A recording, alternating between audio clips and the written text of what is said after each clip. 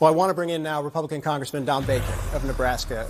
Congressman, what's your reaction to kind of how this has all played out over the course of the last couple of days? The president's willingness to fire the commissioner of the Bureau of Labor Statistics, so I can't fathom he had any idea who that individual was prior to Friday morning.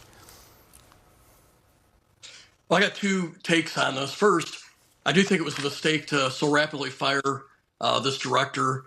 I think it was probably very important to get the facts first and then make a decision. But shooting the messenger when you're the boss has a lot of impact. I'm a 5-time commander in the Air Force, and you don't shoot the messenger. You try to get behind those numbers and understand what needs to be done. And maybe after review, and you see that maybe there was some malfeasance or negligence, maybe you can make a decision to fire then. But I think in this case, the numbers reflect about 45% of the data for the first month, and you're going to have second and third month to get more data, and you can get some revisions. That's what happened with also their revisions for the second and third month this time around. And shooting the messenger is not a good thing if you're a boss. The second thing I'd like to say, we have to have accurate data to make decisions. And if there's any taint or perception that this data becomes partisan or you're hiding the real data or real facts, that has a real impact on, our federal banks making decisions on interest rates and the president making other economic decisions. We got to have real data to make decisions on, and we got to protect that. We got to know that what we're looking at is the best data to the best of their knowledge, doing their best efforts to get the right data. I don't think there's any question about that. Have you, in your time on Capitol Hill, have you had concerns about that? Has there been things that you've looked at and said you don't think that's actually the case with what the government's presenting? Well, the revisions at times have been pretty drastic, like they were this time, where we saw a significant decrease in the employment numbers. But if you dig behind why that happened, and I was doing some reading today in one of our papers, and there was a lower than normal turnout for the initial tranche of information. And then you get the second and third tranche, and it created a significant change. And what I understand is the Bureau here is getting, they're not getting the feedback in an expeditious manner like they used to. So we're starting to see more significant revisions there. But that doesn't mean these people aren't trying hard. That doesn't mean that they're trying to skew the data. And so I think the president should have done due diligence, did a review before pulling the trigger here.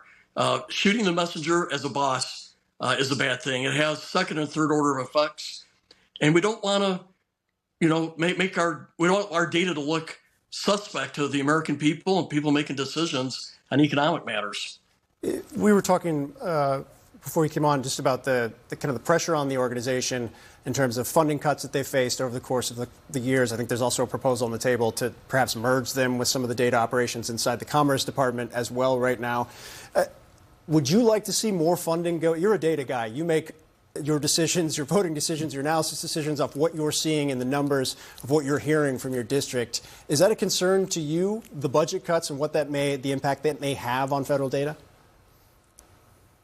I do think I should see the data before seeing that. I haven't seen how much the Bureau has been reduced or what the proposals are, but we do need accurate data.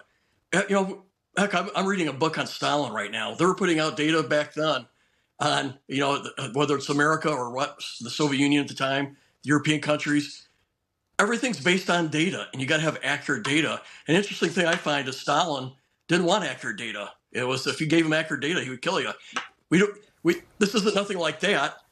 But we got to have accurate data, and we got to trust what's put out there. And I would just say, from my vantage point here in Nebraska, we're seeing a bit of a troubled economic mess, or right now it's a troubled time. And I'll say, in Nebraska, the GDP here has decreased by 6% over the last year, and it's all about trade. It's all about getting corn and soybeans out the door.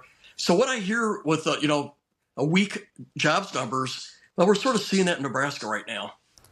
To that point, last one before I let you go. In terms of, I've talked to administration officials that say, look, tariffs are settled now. There shouldn't be uncertainty. This should help provide some clarity for any industry going forward. When you talk to your constituents, particularly in the ag community right now, what do they see over the course of the next month or two?